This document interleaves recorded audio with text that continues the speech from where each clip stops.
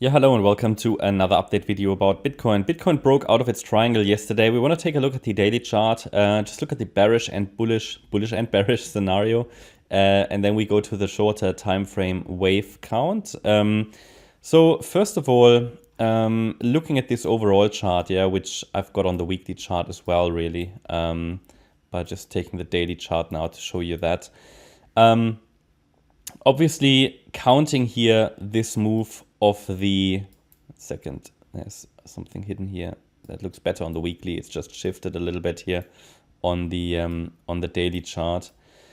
So I just want to show you again, of this 2015 high, right?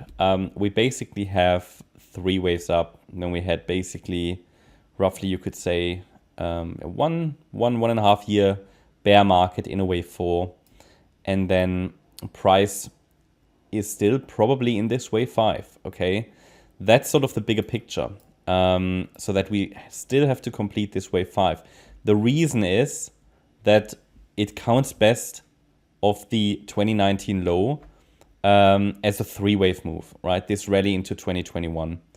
Because this is a corrective structure, this looks more like a corrective high B wave.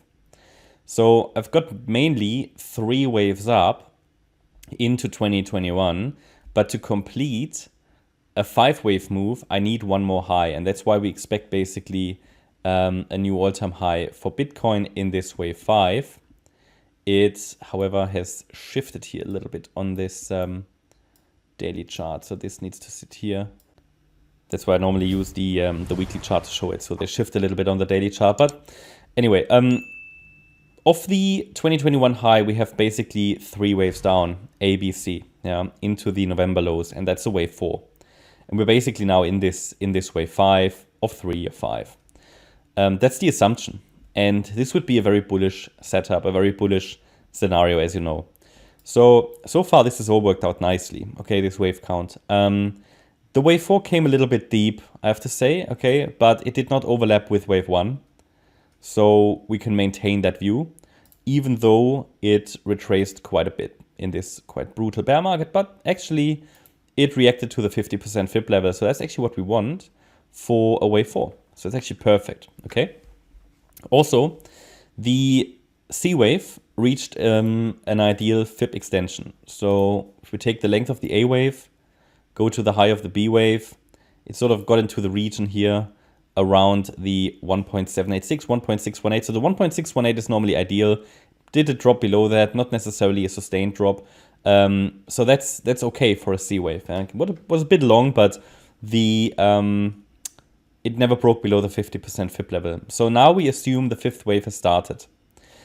However, there is a bearish case. I want to make sure everybody understands, because a few people asked me about this yellow B wave here that I've got on the chart, yeah? So this is going to be with us for some time.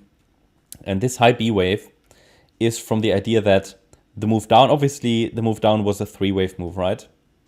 So it could be all of wave 4, absolutely. But it's also possible that it was just the A wave of a larger correction. So that this is an A, we're moving up in B, and then we would come down in C. This is unfortunately the reality, yeah, and what exists as a possibility, and you will never be able to really invalidate that properly. I think we will be able to identify structures that will make it more or less likely, but it's going to be very hard to completely invalidate it. Why is that? Because if the A wave was a 3-wave move, then we have to expect very aggressive B waves. It could even be that this B wave is taking us to a new all-time high. Okay. So that's why this move up is going to be so challenging. So it's just something to understand why I've said many times that this is going to be a rocky road to the upside, depending on which scenario is playing out here.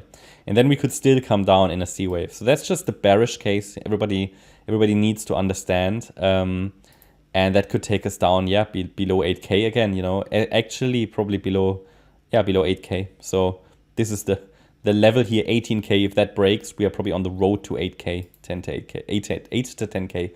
Just want to understand, help everybody understand the bigger picture. This is not the primary scenario at the moment because the trend is up. We're holding above support, but obviously I'm watching the charts every day. And if I see 5-wave moves to the downside where they shouldn't be, or if I see break of support, this is going to ring the alarm bells, okay? So that's why I did say as well, we haven't got a really, really good structure, especially not of the September lows. So if we now zoom in a little bit, we have our 5-wave move up into the April highs. So the assumption would be, okay, wave 4 finished, then we have a 1, 2, 3, 4, 5. Nice 5-wave move, and then a flat structure as a wave 2 correction. And we are now in a third wave to the upside. That's the assumption. And in this third wave, we are looking for 5 waves, obviously. 1, 2, 3, 4, 5. Biggest portion of that wave 1 should be done. Should ideally go into the region between 38,270 and 43K.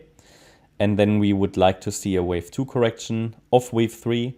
Then a wave 3 of 3, that's going to be the rally most people want to be in. If nobody is, or if people aren't, then this will create a lot of FOMO. That's why this third wave is going to rally so much. Then a fourth and a fifth.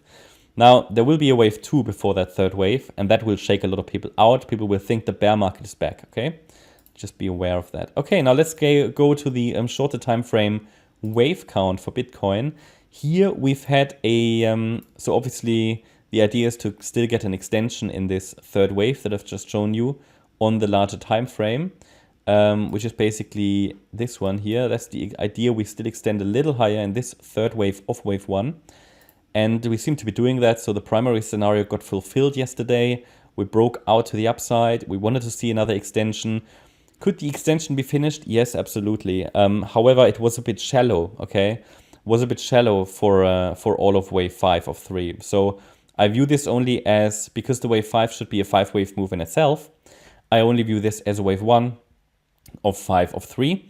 We should still get into this, and overall we should still get into this region between 36 and 38K. And I think this might be a 1-2 setup. Could still go a little lower into wave 2 support. 34,520 is key support. It might just do an A, B here and come down and C. We'll see. It definitely could do that. And then we could rally in the third wave off that level. Now, if we break below 34,520, we're going to drop back into the range. And then I will have to assume that circle wave 5 already completed here. That's possible. But that's why I give you support so that we can track it, right? I also don't know if this is going to extend higher. It's just a key pivot, just a support level.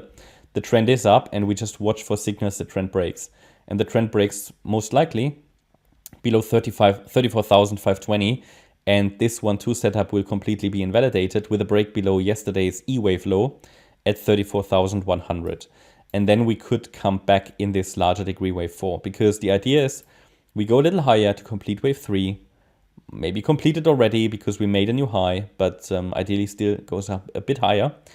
And if wave 3 is finished, then we should go in wave 4 and 5 to complete what counts best as a wave 1 on the daily time frame. That's my update about Bitcoin. I hope you liked the update. If you did, please hit the like button, leave a comment and subscribe. And if you really like the content, then please check out the channel membership. Also make sure you follow us on Instagram and Twitter. You can find the links in the description. And as a channel member, you get access to weekly live streams. Every Sunday we do a live stream. You get access to Discord and Telegram, the chat rooms, educational content, and gold members get access to a lot of in additional short-term updates and market updates, basically intraday. Thanks a lot for watching. Bye-bye.